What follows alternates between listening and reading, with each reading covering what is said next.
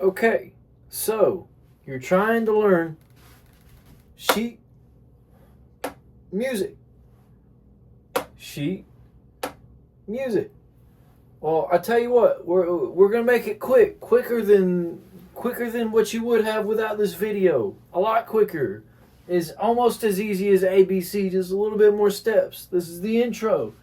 What's sheet music? What's the four here for? What are these little thing doohickeys? What is this? And how does this? What does this have to do with the BLP? You don't know what the BLP is? Go watch the other video.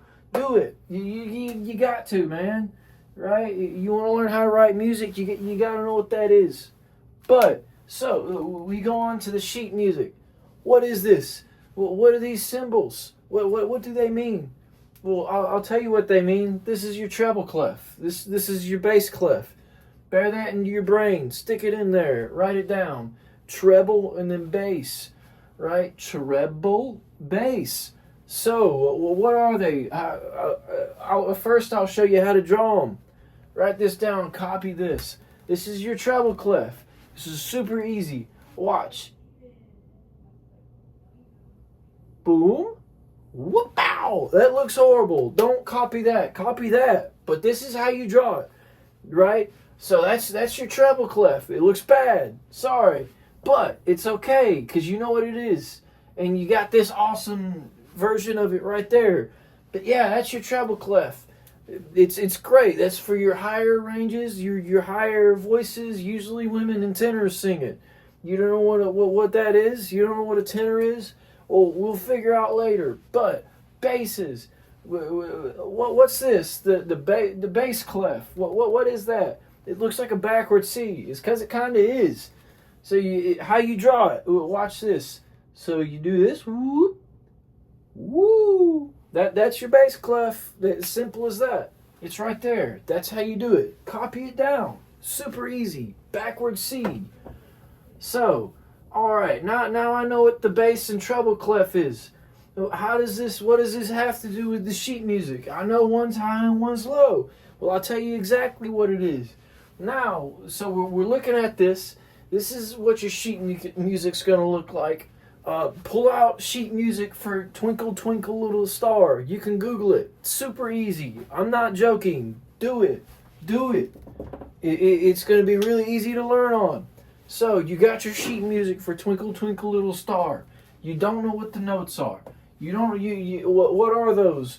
What are these thingamabobs? Well, first let me show you what all this is supposed to signify. So this is actually the positioning of all what the notes are. The notes, what notes? I'm going to show you. This little bar right here that's in between, this is where both of the clefs connect. This is your middle C. So, middle C, that's also known as C4. It's because it's the fourth C on a piano going down. That's your fourth C. C4, not the explosive. Don't use that. It's not good for you. But this is middle C. It's a C, right? And let me show you how easy it is to read this stuff. Right? This is D. In between these two, this is D.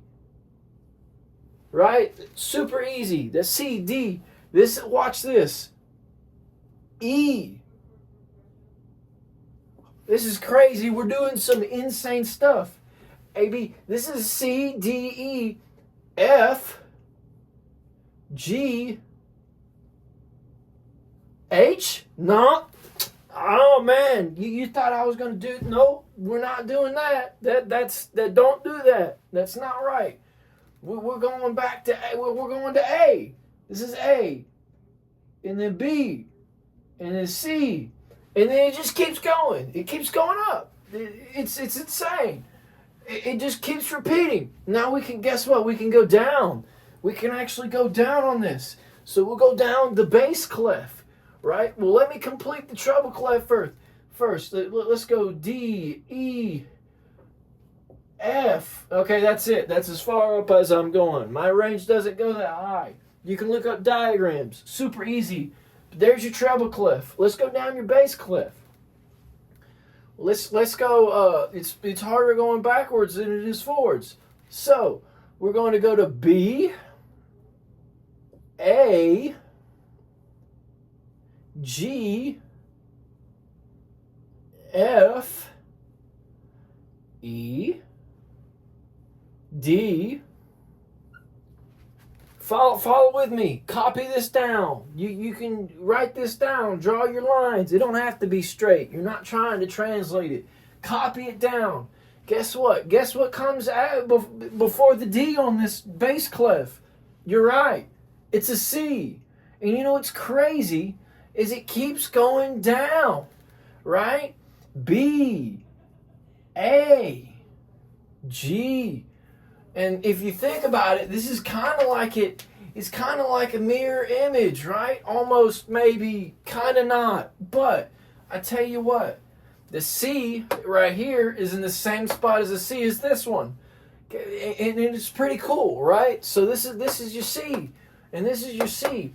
So if you're trying to read sheet music, what an easy way to do to figure out where your notes are if you lose it, oh man, what's going on?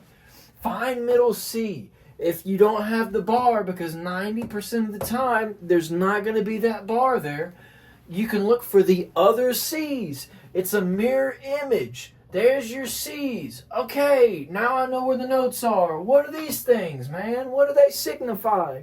What is this? Well, I guess first what we got to do is figure out time signature. We're not going to go complex. We're going to say everything's a 4/4. Okay, so it's a 4/4. What does that mean? It means it's 4 beats a measure, right? 1, 2, 3, 4. And let's just say, okay, 4 beats a measure.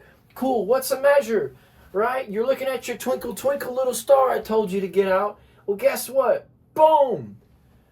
That's a line. Of course it's a line, weeb. What are you talking about? Well, guess what?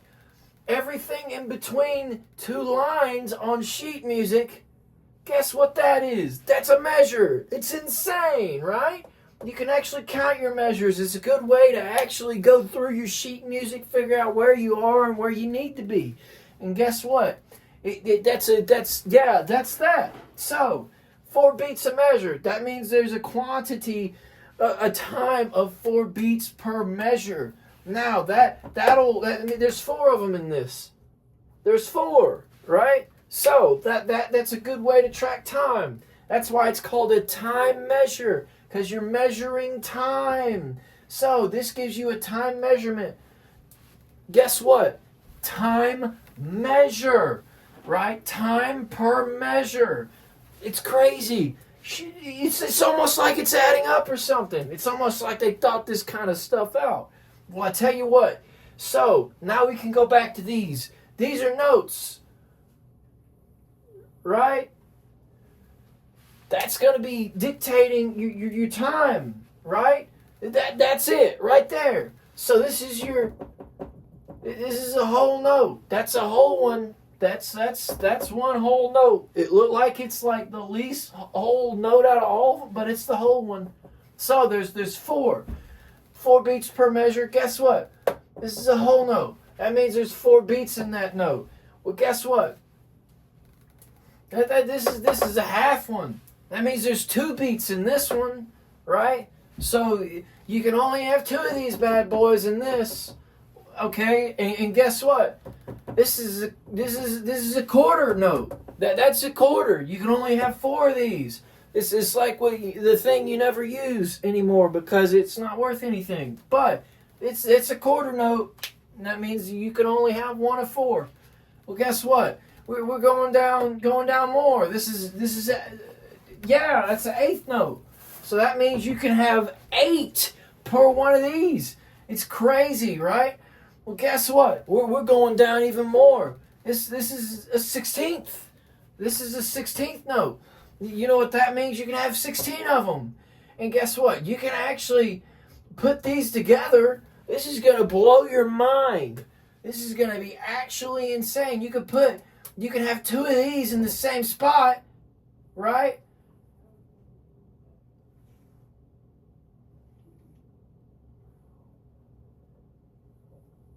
Boom, and you can put them in two different notes. You could put it in two different ones. This could be an A, and this one could be a D. You know, it could be anything. I'm blowing your mind. You can do the same thing with that one. And what does that mean? It means you got to move from that to that. Simple as that. Super easy. Happy faces because we're learning sheet music. And that's it for right now. Get that down. Watch that a few times. This is it. This is music right here. This is how you read it. This is the Spanish of Mexico, the Japanese of Japan, the language of music right here. This is the beginning. You may ask, okay, what if it's got a whole bunch of these on it? What if it's got a whole bunch of the other stuff? Well, I tell you what. We're going to go over that next video, and we're going to be looking at what's called the circle of fifths. Really cool stuff. Yeah, that's that. Join next time. Woo! Bye.